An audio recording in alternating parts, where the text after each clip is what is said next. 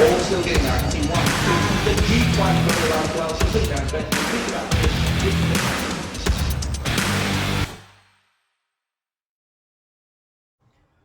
Hi everyone, John McLeod from Macbet. We're next series of Macbet miracles and bad beats. I really forgot what it was.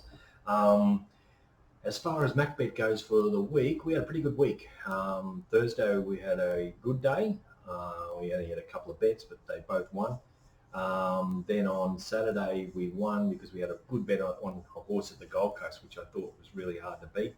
It was around about 270 into 225 or something. Brisbane, we got away, I think we got out of trouble, but Scottish Miss could have been a hell of a lot better. I went to water a bit in the yard. I thought its coat looked a little bit worse than it did at Eagle Farm, so that sort of made me backpedal a bit. We were going to have 5 units on it with the sheets, but we put it back to 2. But then on Sunday we just lost, I think. The last one was a bit of a disgraceful ride. Tarrant, he usually rides all right up there, and he stayed on the fence, which was the wrong thing to do, and he got beaten about a head or something and closing pretty quickly. Okay, as far as what are we going to look at first? We're going to look at the bad beat, and that comes up in Socialising's race, a horse called Phantom Falcon. Now, Phantom Falcon was ridden by Tegan Harrison, and there was another horse in the race called Ashman who was ridden by Thornton. Now, I don't know what was going through Thornton's mind, but it was the wrong thought. So unless the trainer actually said to her, okay, push the button, I want you to lead at all costs, well, then it's a ridiculous ride. It's either showing that she does no form at all, because she would have been aware that Phantom Falcon went pretty quickly at the coast the other day with blinkers on.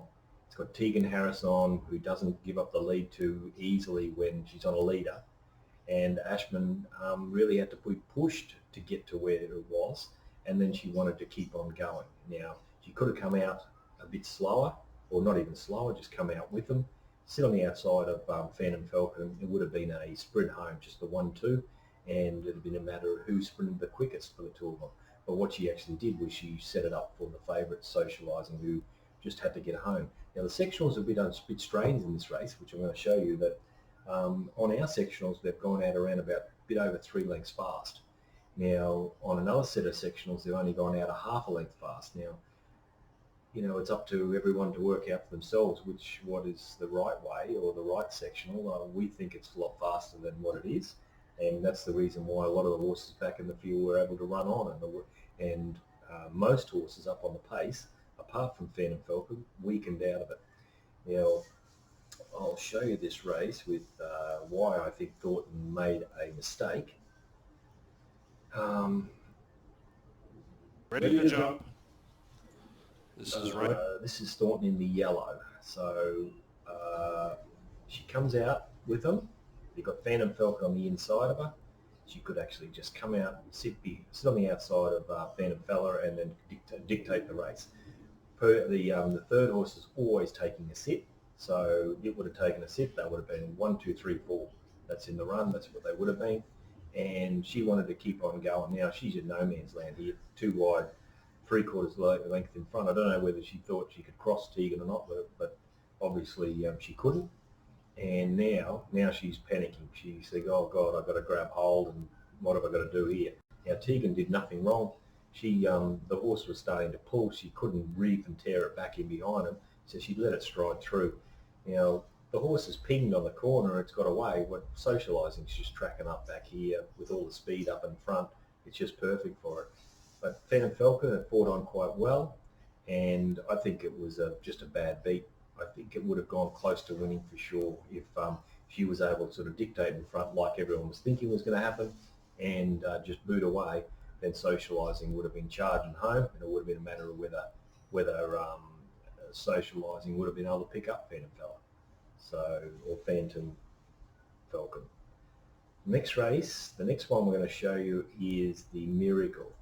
Now, this one is one that I thought it was pretty much close to a good thing, Wolf Moon. Just the way it looked in the yard, a great walker, just came out looking prime for this race. Now, I'm not saying that there's no improvement left in it and it can keep going forward, but I think the way the race was run was put on for it. Again, in this race, the sectionals tell a bit of a different story in which way you go. Our sectionals is showing that they've gone out fairly slow, around 4.8 slow, and got home quite okay. Whereas another set of sectionals are saying that they went out slow, but they didn't get to the line much good at all. They only got to the line about a half a length slower than average, which I don't think is right. I think they've got home better than that. So this is Wolf Moon, and you'll see what I'm sort of saying in that Wolf Moon is in the green. He just slid through, led. They all grabbed hold in behind him. As I said, they're going out about 3 to 4 lengths slow here. This area here is just perfect for him. Just got it easy. Then he starts to step up, just on the point of the corner, I think, which is perfect. And he got away, or semi got away from him. Just didn't like how this horse closed a bit on him the last little bit. But the horses, I think you probably get over a bit further as well. So it's not the end of the world for Wolf Moon, but on that day, I think if there was a little bit more pressure put on it, maybe it might have been a different story. But we were on it, and we got away with not murder, but we got away with one, just in case the speed went on, or maybe it might not have been able to hang on. That's all for me. We've got a pretty busy weekend this weekend. We've got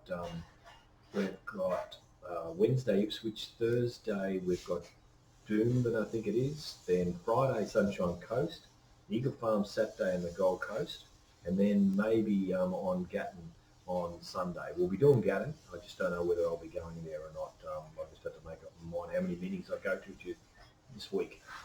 Anyway, that's all for me. Cheers, everyone.